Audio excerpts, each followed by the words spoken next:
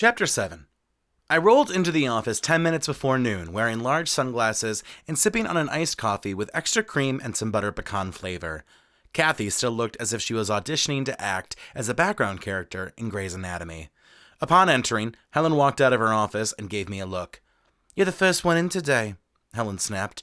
"Want to explain why everyone is treating this office like a halfway home or a vacation villa?" "We all worked late last night," I sighed, "doing recognizance for Vegas." "Oh, it's Stampy's?" Helen said with her eyes raised. "How did you know?" "Because Alison posted 15 stories on Instagram of you all there." Helen held up her phone as if this was convicting evidence. "Maxamillion cruises that area because it's where the sex workers hang out, and besides, we're paid per case or capture, and right now we just have the Vegas case." "That's not true. I gave you Tomaz Gallagher." "Ah, you did. Mariah, Alison, and I will investigate him today." "How about instead of investigating him, you capture him and bring him to jail?" Helen was badgering me more than a grandmother whose grandchild only wanted one of her homemade cookies and not a half dozen. Mariah walked in at that moment, wearing pure black and also holding a hot coffee. "Speak of the devil." Helen's curls were wound up so tight, I wondered if her hair was going to fall off due to the pressure. "What about the devil?" Mariah asked, coming in a bit late to the discussion. "Helen thinks we're not working hard." I caught Mariah to speed. Mariah looked offended at the implication. "We are. We just have the Vegas case." "Wrong. You have Tomaz Gallagher," Helen corrected. "Well, Matty and I were just about to go do that right now, weren't we?" Mariah bluffed. "Yeah, we were," I agreed, trying to play it even, while Helen eyed both of us, trying to unravel a weakness. Feeling satisfied for the moment, Helen let out a final threat. "Then get to work. I'm the only one that works around here." Helen turned to her office and slammed the door, while Kathy slowly typed away at her desk. Mariah and I jumped into my Jeep to go after Tomaz Gallagher. As we pulled out of the office, a car came out of nowhere and almost hit us. Thankfully, I had reversed in time to avoid the crash. "That has to be the same car!" I gasped. "It is. I got the plate down." Mariah dialed a number on her phone, and Anthony answered. Anthony Webb was Alison's brother, who was more responsible, average, and calmer than her. He also worked as a police officer for Cleveland, which made him one of our favorite sources. "Mariah, what's new? I'm hoping there aren't any deaths or gunshots lately." Anthony laughed, but Mariah and I fake chuckled because that was exactly what we were calling about. You know that you live a bad life when a police officer laughs about the possibility of not having a death or a bullet, and you can't. Mariah segued. No, well, we do have a problem. There's a car that's been acting weird, following us, trying to hit us, run us over. Just weird aggressive shit. It's definitely the same car. I just texted you the plate number, and I was wondering if you could look it up? "Okay, I'll get back to you," Anthony confirmed. There was some small talk, but we dropped the call soon after. "So what do we do about Tomaz Gallagher?" I quavered at the idea of going after him. "Well, he works at the food court at Pine Ridge as a vendor, so that's where we're going," Mariah asserted. "He works at a hamburger store." Thank goodness we didn't bring Alison. Instead of getting Gallagher, she'd want to get a burger, or 3. We arrived at Pine Ridge Mall, which was smack dab between middle class and rich suburbia. We parked the car towards the back and walked inside. The food court was stationed in the middle of the mall, like a central hub of greasy subs, pizza, and Asian fast food stalls. There was only one hamburger-related store called American Burgers. It was a small little joint that sold American foods. Instead of French fries, they had freedom fries, and there were no side salad substitutions allowed. All of the food was named after America, liberty, freedom, and capitalism, including the Vanilla Rights milkshake, Cha-Cha-Ching chicken Sammy, and the AR-15 mushroom poppers combo set with Golden Dreams sauce. We hid behind one of those fake plants that they keep in the mall to make it look more natural. Ironically, the fake plants make the mall look out of touch. "There he is," Mariah quietly professed, pointing to Tomaz behind the cash register, as if I was unable to visually recognize the man. I rolled my eyes quietly. After all, I was a non-confrontational Libra. We watched as Tomaz took a few orders, but the line got into a lull, which caused him to stand off guard. "Now, right?" Mariah entreated, and I gave her a heavy nod.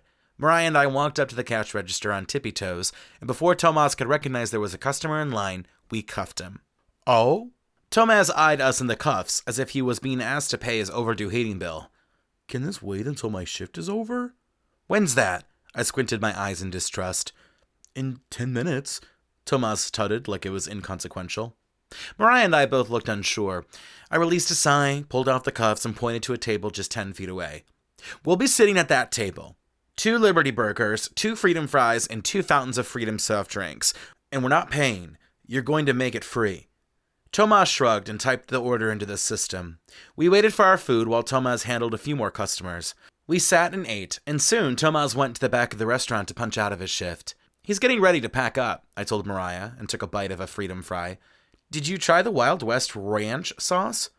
We finished our food, and it wasn't until we had a momentary settle of the gut following that heavy meal that we noticed it had been 5 minutes since Tomaz's shift had ended. A different American Burger server was taking orders on behalf of mall attendees. Hi, is Tomaz? I tried asking the server, but the lady who was ordering her food shot me a nasty look. We waited another minute before inquiring about where Tomaz was. Oh, he just left a couple minutes ago, the server said. Mariah and I gave each other an exasperated look. Kindness once again loses the day, Mariah disclosed to me in a slightly shady tone. I thrusted out my empty Fountain of Freedom cup to the server. Diet soda refill, please. After grabbing more caffeine to go, we canvassed the food court and exited out to the parking lot. Tomaz Gallagher was more gone than the girl in Gone Girl. I actually haven't seen it, but I'm just assuming the girl was gone. Otherwise, what was the point of that title? Crap! I thundered to the universe. How could this have happened? I suppose the greediness for making Tomaz pay for free meals and our subsequent demand for refills maybe caused the problem. But how do you not take advantage of a refill? With limited options left, Mariah and I loaded back into our car and headed to the office. On our way over, Mariah got a call back from Anthony and placed him on speakerphone. Hey, I have your plate, Anthony digressed. I hadn't been this excited since getting a free refill. Who is it? It's actually a stolen car. It was reported stolen a few weeks ago, and you won't believe who the suspects look like. Jack Douhicky? I joked, but with a shard of me hoping that it was true and he could be locked up for a little bit. No, Anthony snorted. Claudia Perez and Haley Compton. Claudia Perez and Haley Compton were two young women who were notorious assassins and torturers in Ohio. They had worked for Redwood, the ex-cop who we were testifying against. They were very good, the complete opposite of Mariah, Alison, and I. Are they still working for Redwood? I asked. They ended on a sour note, Mariah reminded me. It could be a coincidence that they're trying to run us over. So you think it's more vindictive than any logical reason?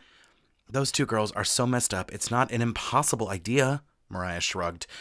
Anthony, stop by the office and bring Miss Findy, please. We need to find Claudia and Haley. Got it, Anthony said before hanging up. Mariah and I theorized what Claudia and Haley would want from us, but couldn't land on a definitive answer. We arrived back in the office and bumped into Jack Douhicky. Crap. Not only did we find out that we were being stalked by Claudia and Haley, but we had just run into crap. It was more than crap. A whole crap sandwich. No, even more. A whole platter of crap sandwiches sponsored by Crap Catering. What are you two doing? Douhicky clucked. Get out of our way. Hell no! Douhicky raised one of his hands to form a human stop sign. I want to talk to you two. Mariah sized Douhicky up, getting in his face. Talk to us about what? About how you're a bastard? Even better. Douhicky's smile was of the shit-eating grin category. I've also been put on the Gallagher case. Mariah and I both dropped our mouths open, but I managed to speak first. You're on our case? It sounds like you are fumbling this case so hard that I've been given dibs on it. Maybe you should work harder or something. But I think you're a bit too stupid to work harder. I hope your abilities to catch Tomaz Gallagher are better than your insults, I announced at large. Out of our way. We have an appointment with Helen. Injured Kathy looked confused because we certainly didn't have an appointment, but instead she continued playing solitaire at her desk. Jack couldn't help but let out another gloriously audacious comment, emboldened by his usurpation of our case. Just focus on Cleveland Dating Week. Lord knows you can use the time to try and commune with fellow trolls. Mariah and I stormed into Helen's office like the devil upon finding out that Hal had been mismanaged while he was on a Mykonos vacation. Helen sat at her desk, looking rather comfortable for someone who had just made our jobs a living hell. What is this that I've heard about Douhicky being on the Gallagher case? That was assigned to us. I emphasized the anger in my tone, which wasn't hard to do. You can't put all of us on a case together. You seems like you needed some help, Helen confessed. So I told Douhicky to help you. He's not helping. He's hindering. Mariah sounded like a machine gun firing off. I'd rather work with an STI-infected swamp.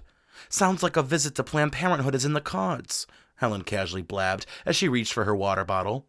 Good news. You're already working with an STI-infected swamp because that's exactly what Douhicky is, I snorted. Let's not continue to add to the stigma of STI infections. Helen sounded like a person disappointed in their siblings' parenting style. Prove to me that you don't need help and that you could take Tomaz on your own. Maybe enjoy the competition. Nobody can work with him, so you're just using Douhicky as a fire to put under our asses, I shouted. Don't you think you're being a little risky? Little risky? More like I'm splitting up my chips in a different basket, or whatever the damn saying is. And this is a competition now? Mariah proclaimed. Is this a game to you? Just see. Helen did a shit happens elbow movement. You never know. Maybe he'll help you. Yeah, right.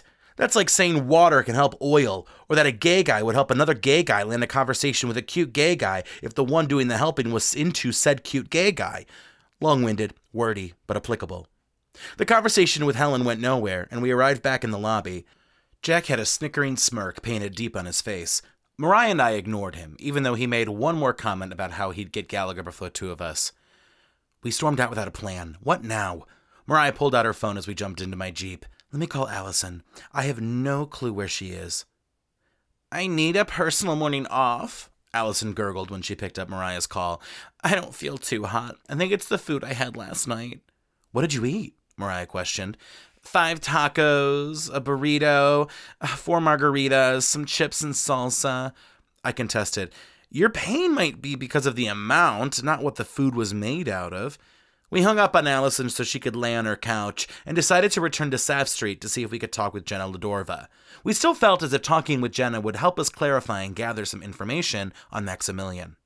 On my way driving out of the parking lot, I wasn't very careful and accidentally dinged Douhicky's car. We didn't have time to stop and check the damage out. We'd catch up with him later. After parking on the side of Sav Street, we walked up to Maxamillion's front door and knocked. A short, large, and completely tired woman opened the door and looked at us.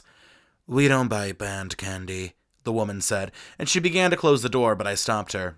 Apparently, the woman associated everything with band kids selling candy, even though Mariah and I looked like two hipsters clearly in their 20s. We're not from the band. We want to talk with Jenna, I articulated. Jenna's busy. The woman looked bored, as if she would prefer us being from the school band. She can't see you. I'm sorry, who are you? Mariah cocked her head a bit. Samira. Samira said her name as if she disagreed with her own name. Samira must be either too tired or lazy to deal with us. Or maybe she was lying. I was going with all of those feelings. I decided to play hardball.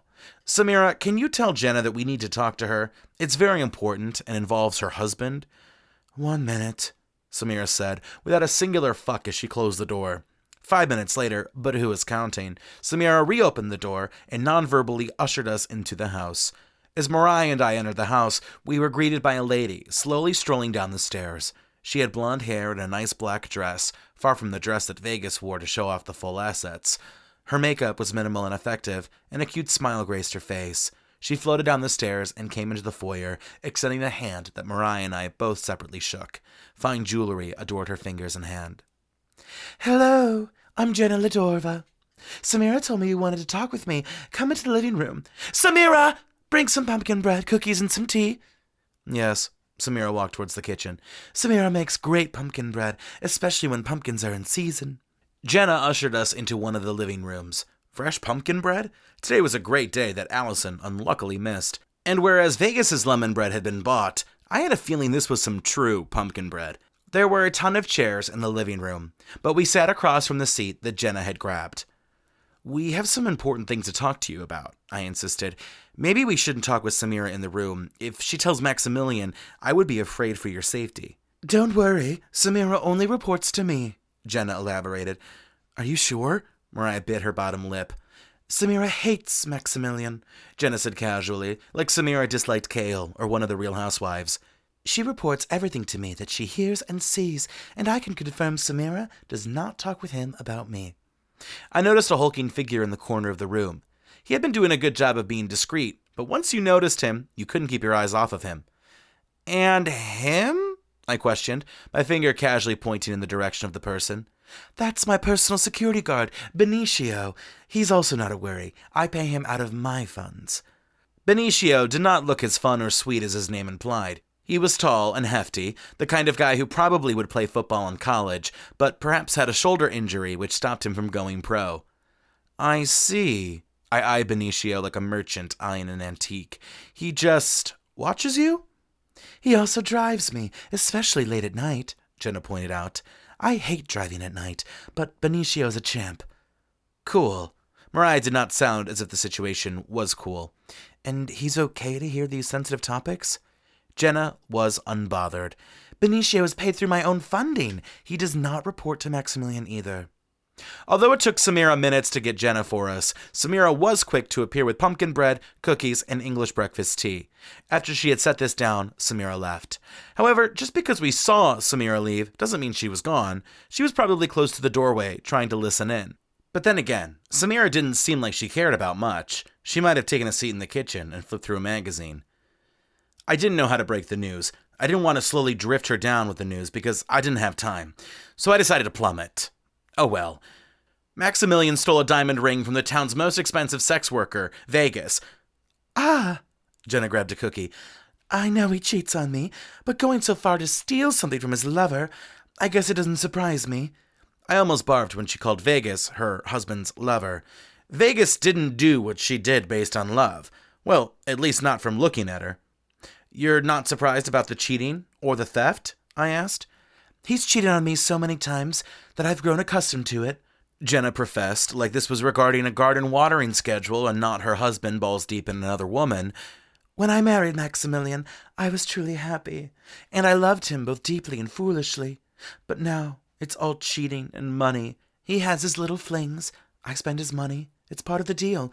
I'm someone he can tote to fancy dinners, a trophy wife, and as much as that used to sadden me, I feel okay about it now. I was with him out of love, but he is a provider. Jenna poured herself her own cup of tea, having polished off a cookie. As for the theft, it's not surprising either.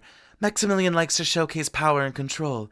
It's something that is passed down from father to son in the Ladorva family. It's not even about stealing the item. It's just about knowing they can steal something. Is Maxamillion smart? Mariah asked, hoping to lift her spirits. Hardly. He's only rich because he inherited it. He's the CEO of the company, but he's a figurehead, nothing more. So who makes the decisions? I cracked down. The board. Mariah leaned forward to grab some of the pumpkin bread. Wow, I didn't realize the only thing that made Maxamillion rich was inheritance. He sounds like a total douche. He is now, but when I met him, he was a little different. I guess he always was an entitled rich kid. I saw underneath the exterior.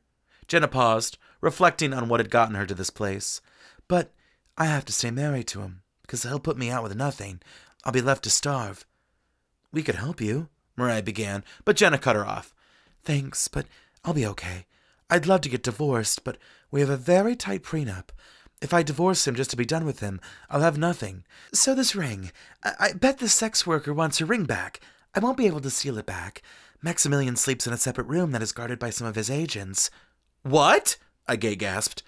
We had a fight a few months ago, and Maxamillion has been worried about his safety since, Jenna scoffed. Mariah thankfully had the gumption to ask, What did you do to him?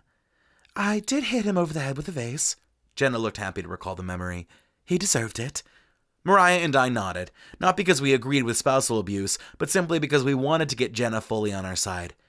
You could take a look in his quarters tomorrow if you'd like, Jenna said with ease. He's due home soon, so today won't work. He might be wearing the ring, but if he's not, then you can go in and grab it. What about the cameras? I asked. Oh, please. He might have expensively set up the security cameras, but he cheaped out on the audio recording. Jenna shook her hand. And the tapes record over themselves every 24 hours. I was shocked that a rich man could cheap out on investing in his security, but Jenna looked like this happened more often than not. I'll see you tomorrow, Jenna sighed. I hope we can get her ring back. Benicio hadn't moved during this entire conversation, but I saw a soft nod come out of him. Great, I smiled, standing up. We appreciate your help. Absolutely. I could use the dirt on Maxamillion. Benicio, we should head out to do some errands. It's getting late. Feeling confident with our successful conversation with Jenna, Mariah and I decided to go after Tomaz Gallagher once again. We drove to Gordon Square and knocked on Tomaz's front door. Tomaz opened the door and looked at us with anger. How long are you going to keep doing this? Tomaz snapped, as if we were stalking him and not trying to apprehend him for illegally missing court. Until you come to the station with us, I yelled. Because of you, I had to leave American Burger early and I got fired. Thanks a lot. Tomaz gave the two of us a nasty look, and we both gave him the excuse me eyebrow raise. Tomaz was not blaming us for his incompetence. "We didn't make you leave early," Mariah jumped in. "I bet you got fired because you're a lazy piece of shit worker." "That was also brought up when they called to fire me," Tomaz noted as an afterthought. "Well, if you came with us the first time we came after you, then there wouldn't have been any firing," I logically said. I cuffed his right hand, and Tomaz pushed me and Mariah onto the ground. Tomaz made a run for his car, which was close. He opened the door and closed the door quickly. I ran down the driveway, hoping to grab the car. Tomaz drove off in a cloud of smoke and ash with my handcuffs. "Let's get back to the office," I said, my confidence going away just in time for the third night of Cleveland Dating Week. Tonight's event was happening down at the Flats. Cleveland's Flats district started out as a hot place to party in the 70s, climaxed with drugs in the 80s, became crime-infested in the 90s, and dead in the early 2000s. But since 2010 has seen a massive resurgence powered by local business, riverside views, and gentrification. It seemed as if Cleveland Dating Week had partnered with multiple venues to provide enough seating for tonight's matchmaker dates. Alison appeared, still looking a little unwell and sweaty. She might have gotten this simply from a poisoned overdose of food, or perhaps it was because she had stuffed her body in a dress that was 6 sizes too small. "You look like you're barely holding it together," Mariah peacefully suggested. "Are you saying that I look like a mess?" Alison's eyes squinted, as if trying to see how much rudeness Mariah was releasing into the world. "Is it smart to be doing this tonight?" I asked Alison. "You're testifying against Redwood tomorrow." "I'll be fine," Alison confidently clucked. "It's just a few questions. Even if I'm hungover, I'll be fine." Mariah and I were murdered at the witness stand, so I doubted a hungover Alison would make it through alive.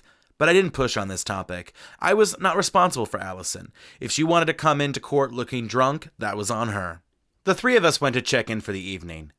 "Everyone has been provided with 3 dates that have been matched together based on computerized matchmaking and probability," the check-in lady told us. "Is this like an expensive computer matching program, or did you enter our names into a randomizer application you can find on the internet?" The check-in lady's face became a little sweaty. "Enjoy your dates," she said wistfully, ignoring the question. "Ooh, my first date is at Rumville," I pouted. "Why are you sulky? They have the best margaritas," Alison proudly toted.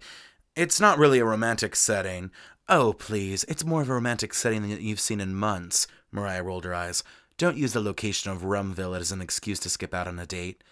"That's not what I was going to do," I clutched my imaginary pearls. "I was just saying it's not romantic. That's all."